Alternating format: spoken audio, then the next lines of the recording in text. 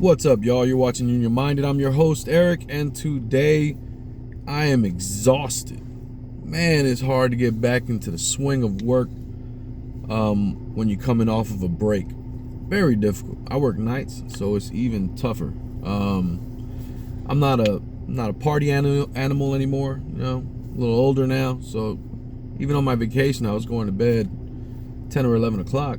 You know, we had excursions at 7 in the morning. I had to get up early, and so I was still playing it very much, getting rest. Thought that was pretty important. But I work nights, so now I got to shift my sleeping patterns again, and man, it was difficult last night. I got to be honest with you. But today, we're going to talk about when the dust settles. All right? After negotiations are over and you've agreed to terms and the dust settles, both parties have a responsibility. It's the contractor's responsibility to provide everything that was negotiated.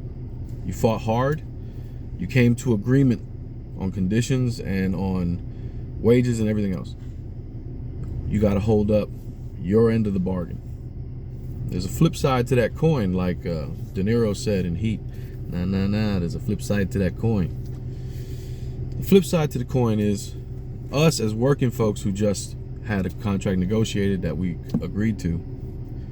We have a responsibility.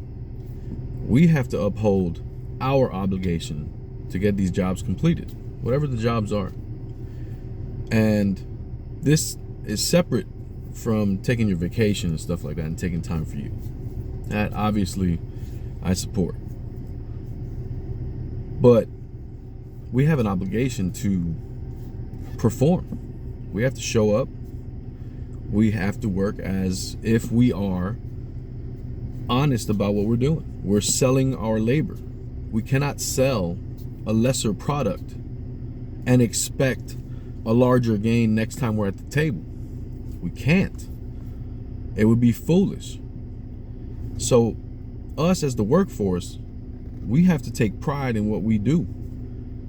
We signed up to be there, to show up every day on time, to be ready, to put in the work, to get the work done in a professional fashion with thought and trying to minimize error, to make sure we're installing up to code and following the safety regulations, to make sure we're looking out for the safety of our siblings, for the job, to make sure that we get home at the end of the day. But we are selling what we do for a living for that coin.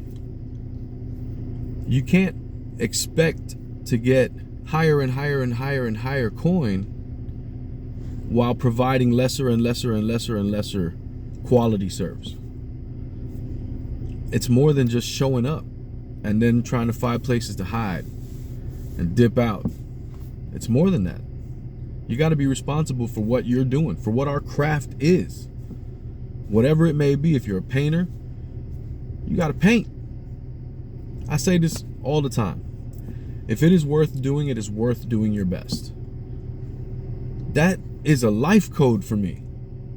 It took me a while to get there because I used to be lackadaisical. But these days, if it's worth doing, it's worth doing my best. And I live that. I try my hardest to stay true to that.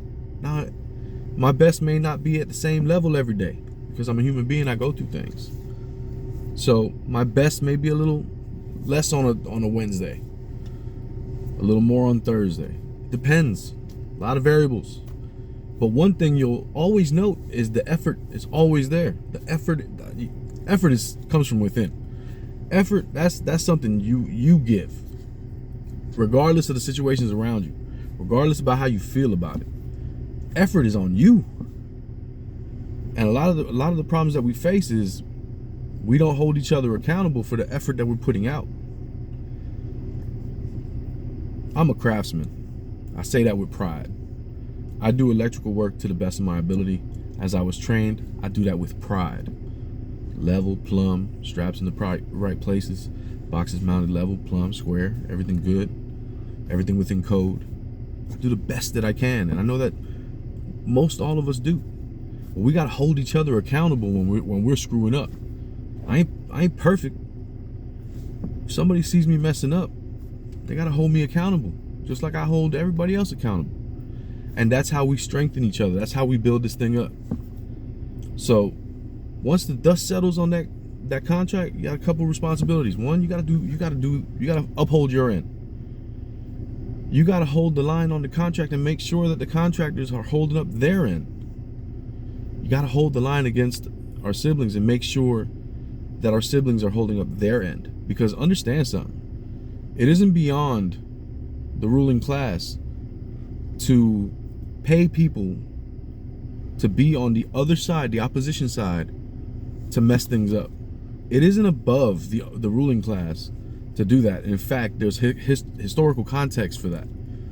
Sending in spies to unions among the workforce to sow this dissent and to slow jobs down. Those people exist today. That's old hat. We forgot about it because it don't get talked about, but it happens. So really it's on us to police our own, hold up our own, and negotiate for our own and demand our fair share. No one ingredient can be missing. It really is on us. So that's my message for today. You know, so when the dust settles after a hard-fought negotiation, we got some responsibilities on our own to hold up. And I owe it to you to hold you accountable, and you owe it to me to do the same. And let's fight for a better contract next time, because we didn't get what we wanted this time. We need to fight for a better one next time, and that fight is multifaceted. It's not simple. You can't just go to work and go home and not think about anything. It's more than that. My name's Eric. You're watching You Reminded. Remember, the fight's not left and right, it's up and down. It's going to take solidarity to win always. Each one teach one. Get out there and reach one. And remember, there could be no union without you and I front and center. So let's go. Peace.